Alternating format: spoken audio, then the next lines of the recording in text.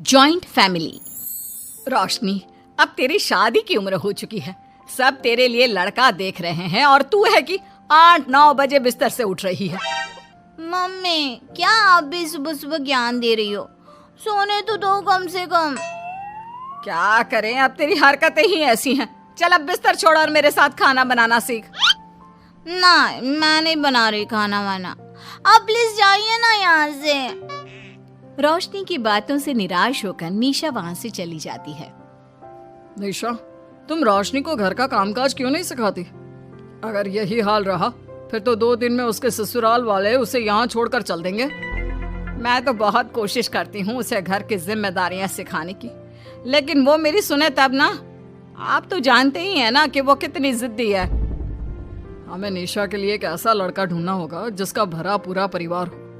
सास ससुर से लेकर जेठ जिठानी देवर ननद सब हो। यहाँ ना सही, लेकिन शादी के बाद उसे वहाँ अपनी जिम्मेदारियों का एहसास जरूर होगा। कुछ दिनों के बाद रोशनी का परिवार उसके लिए लड़का देखना शुरू कर देता है और एक दिन चिराग नाम का लड़का रोशनी को देखने अपने परिवार के साथ उसके घर पहुंच जाता है। देखिए भाई साहब, मैं पहले ही आपको बता देती हूँ, हमारा परिवार बहुत बड़ा है, इसलिए अगर आपकी लड़की हमारे घर की जिम्मेदारियाँ बिना ना नुकुर के उठा सकती है तभी हम ये रिश्ता पक्का करेंगे। अरे ये भी कोई बोलने वाली बात है बहन जी। हमारी रोशनी आपके पूरे परिवार को बैठे बैठे खिला सकती है। इतनी जिम्मेदार है मेरी बेटी।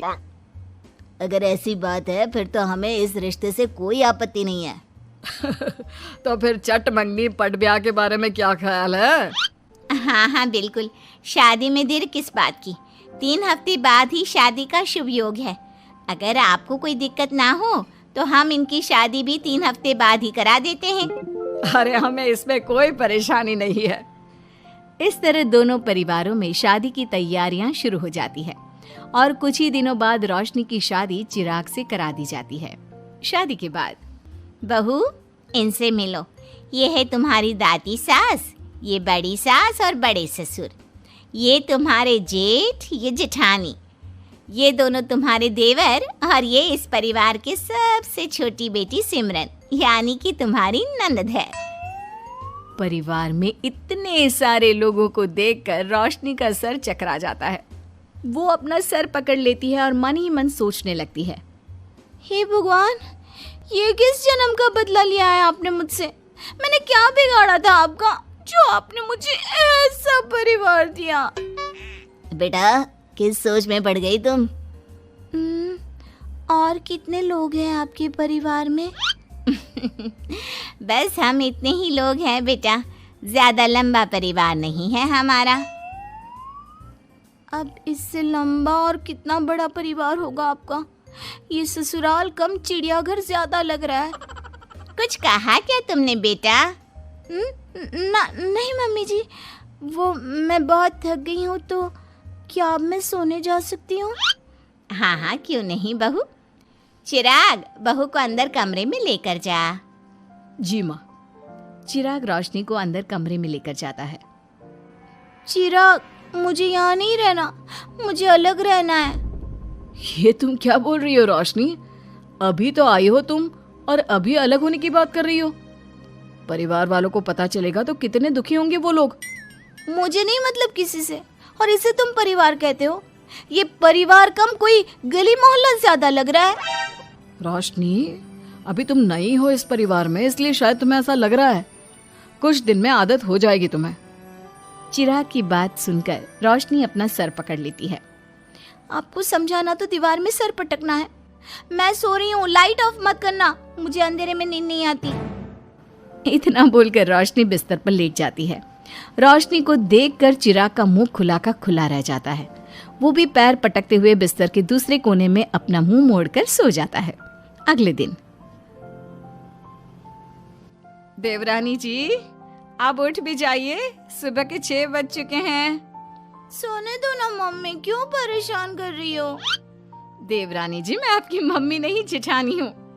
सुबह सुबह क्या मजाक है मम्मी?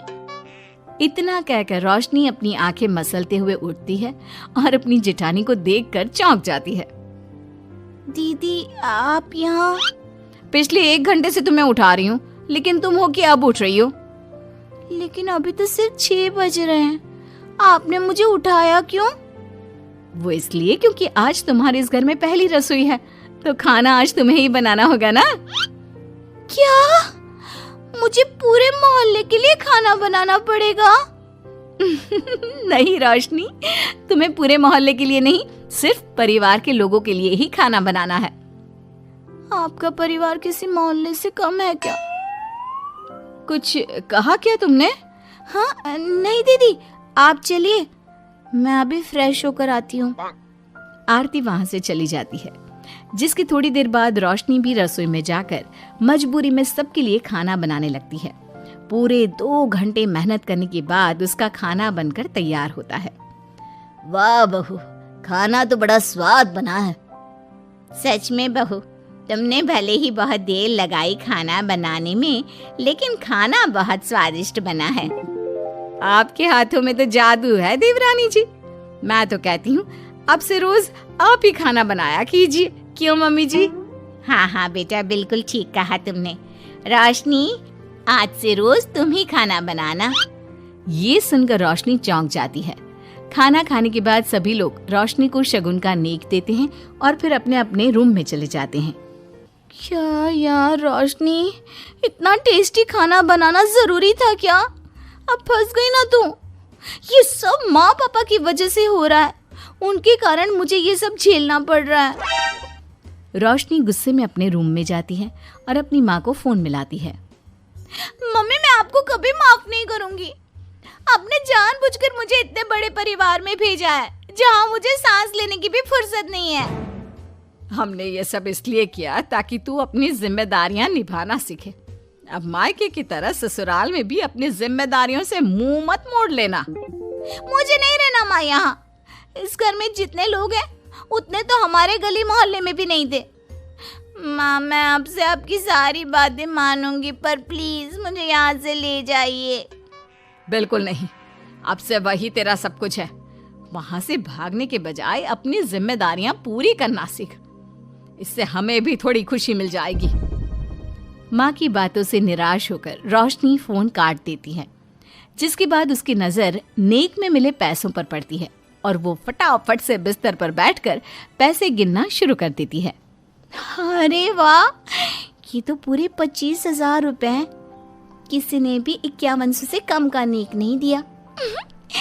चलो अच्छा है, कुछ तो फायदा हुआ इतने बड़े परिवार में शादी करने का।